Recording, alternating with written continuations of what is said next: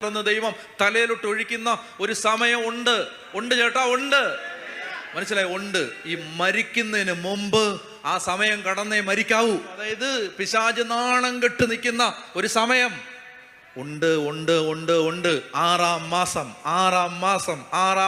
മനസ്സിലായോ? ഒരു മാലാഖ നിന്റെ വീടിന്റെ അകത്തെ മുറിയിലേക്ക് പറന്നു വരുന്ന ഒരു സമയം ഉണ്ട് ഉണ്ട് ഉണ്ട് ഉണ്ട്. ഇത് നിങ്ങൾ മനസ്സിലായോ? ഇത് നിങ്ങൾ വിചാരിക്കുന്ന അറിയാം. മനുഷ്യൻ, ഞാൻ പലരുടെയും ജീവിതം കാണുമ്പോൾ എനിക്ക് മനസ്സിലാവുന്നുണ്ട്, അവർക്ക് പ്രത്യാശ എന്ന് പറഞ്ഞൊരു സാധനമില്ല. പ്രത്യാശ എന്ന് പറഞ്ഞാൽ അവർ പറയുന്നത് എന്താണ്? എല്ലാം തീർന്നല്ലോ, അത് തീർന്നു, ഇത് തീർന്നു, അവിടെ പോയി ഇത് തീർന്നു. മോനെ, നീ ദൈവത്തെ കണ്ടിട്ടില്ല, അതുകൊണ്ടാണ്. നിനക്ക് ദൈവത്തിന്റെ തല അറിയില്ല, നിനക്ക് ദൈവത്തിന്റെ ജ്ഞാനം അറിയില്ല, നിനക്ക് ദൈവത്തിന്റെ വഴി അറിയില്ല. അതുകൊണ്ടാണ്. നീ കാണാത്ത വഴിയുണ്ടടാ അവന്റെ തലക്കകത്ത്.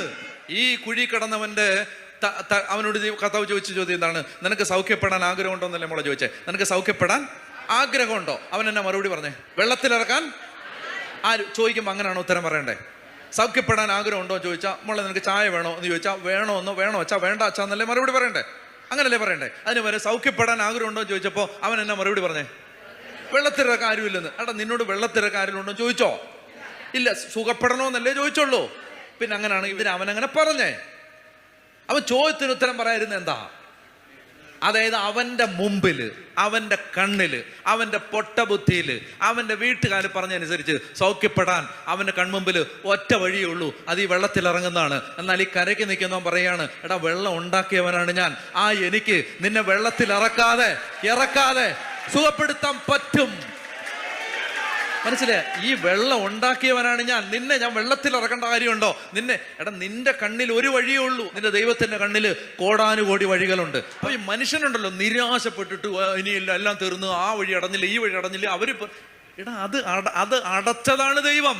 മനസ്സിലായോ? അത് അടച്ചതാണ് ദൈവം. എന്തിനാണെന്നറിയാമോ? അല്ലെങ്കിൽ നീ ആ വഴി നോക്കി ഇരുന്നിട്ട് കാക്കയെ നോക്കി ഇരുന്ന പോലെ ആയിപ്പോയനെ. നീ ആ വഴി നോക്കി ഇരുന്നേനും ദൈവം അടച്ചതാണ്. പറഞ്ഞു വരുന്നത്, 6-ാം മാസം എന്നൊക്കെ പറയുമ്പോൾ ഉണ്ടല്ലോ, ഒരു വാക്കല്ലത്. പരിശുദ്ധമ്മയുടെ വീട്ടില് ഈശോ വന്ന 6-ാം മാസം, അതുപോലൊരു 6-ാം മാസം എനിക്കുണ്ട്, നിനക്കുണ്ട്. കർത്താവ് വരും. ഇത് കെട്ടുകഥ, ചിന്ത, വെറുതെ ഭാവന, അല്ലെങ്കിൽ